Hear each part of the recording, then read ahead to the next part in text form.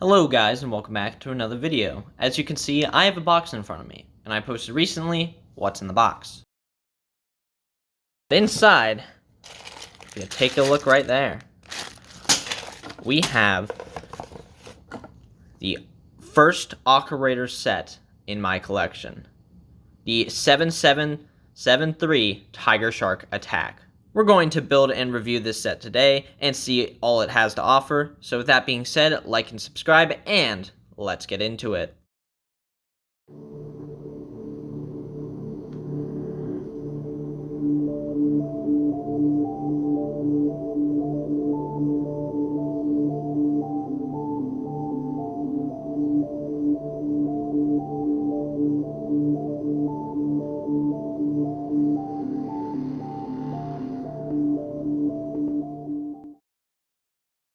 This set includes a lot, with 2 diver minifigures, a mini harpoon build, some terrain with some crystals, the shark itself, and a submarine for the divers to use against the shark.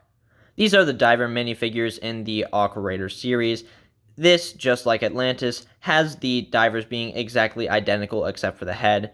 In this case, the Aqua Raiders use a light blue, black, and yellow color scheme overall. They have flippers just like the Atlantis crew does, but instead of a more flexible material, these are very stiff and hard, like they did in the new Seabound wave of LEGO Ninjago. On the front of their torso, they have a zipper and the Aqua Raider symbol with some yellow highlights and a tool belt.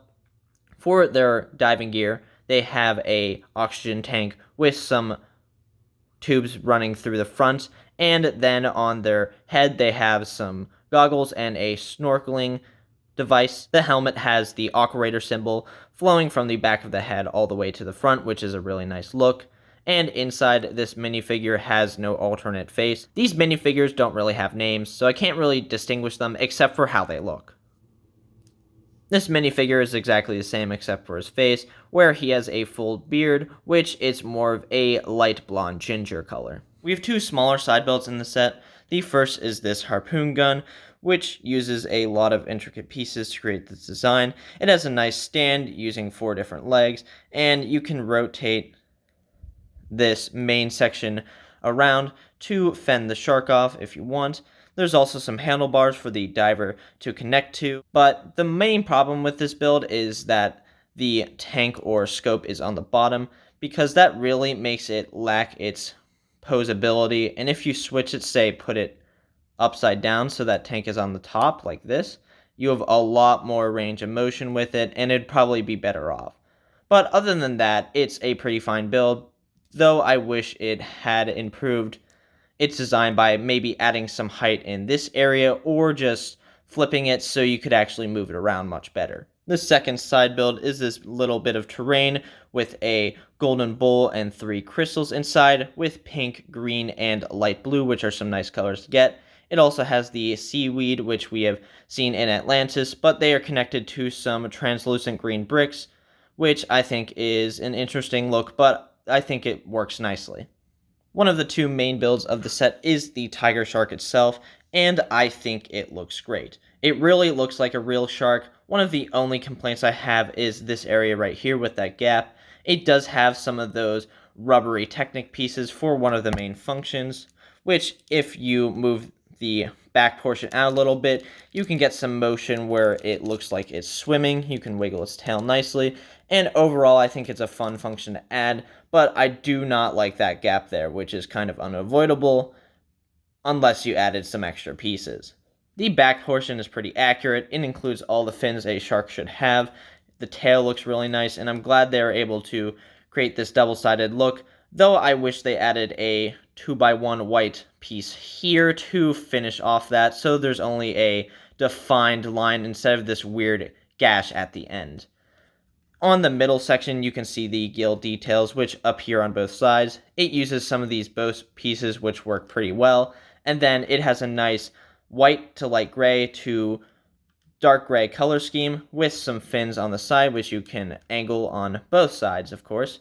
It has its giant dorsal fin up top using more plain pieces, and then we have the head. It can open and close, of course. It has lots of ferocious teeth, which are nicely placed, and it really looks like a shark should with those bunch of rows of teeth that it has in real life. So I'm glad they made the design look pretty accurate. And comparing this to the Atlantis shark, which I did a review of, I kind of like this one better. Maybe because it's more realistic. That one definitely has a more monstrous kind of theme, but the technic building on it isn't as well done as this one, so I'd probably have to go with this one.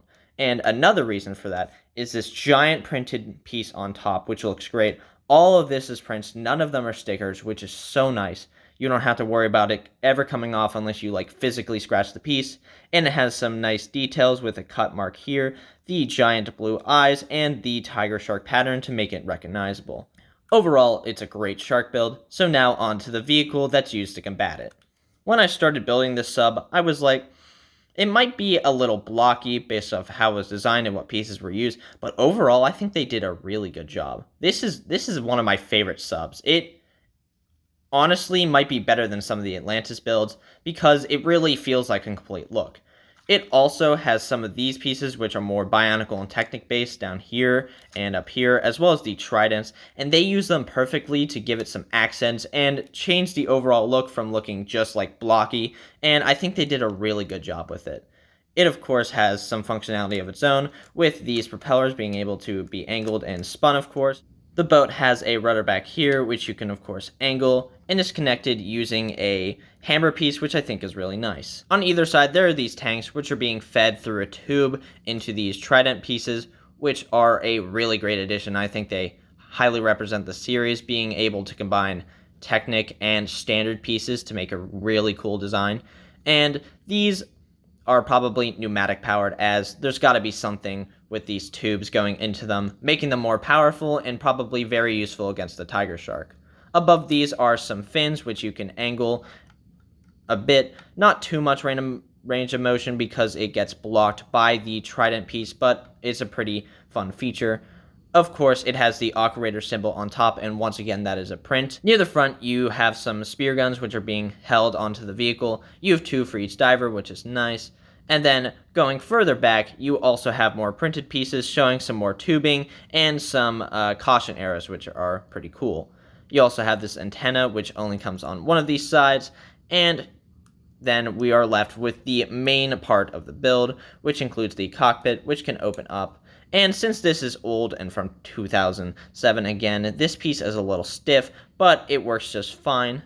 The cockpit itself, I kind of like and kind of don't. I love the inclusion of the temperature gauge right here and the controls, but this back portion, other than this piece right here for the divers, is a little annoying because there are these gaps which they could have definitely filled in. Of course, you can stick a diver in just as so. He fits pretty nicely, but you can't fit both of them, as this is a smaller vehicle, and then you can close it up right here. And finally, we have the missile launcher, which you can use against the shark by pulling this back and firing. I happen to blow up some of my terrain, but that's fine. This sub is a really well-designed build. I am very happy with it, and honestly, from 2007, I think it's better than some of the things that came after it. Overall, the Tiger Shark Attack is a very strong introduction to the Aqua Raiders wave. I think it's a great set overall. I don't know what price I got it on eBay because it was a Christmas gift from my dad once again, but this set is phenomenal, and back then it was probably around $30 or $35 with 339 pieces. Even at $40, it does have a lot in it, so I still think it would probably be worth it. With 2 diver minifigures, some great small builds, and 2 main builds that can really battle it out, there are sets that are either mostly for the villains or antagonists of the series, or mostly for the heroes, while this one finds a nice balance where I feel like it's evenly distributed and you can have a real fair battle if you're imagining some scenario where these two face off. With that being said, that's going to do it for the video. Leave your thoughts down in the comments below so we can just start some discussions on this set or anything connecting to it. And other than that, like and subscribe if you have enjoyed. And with all that being said, see you guys next time.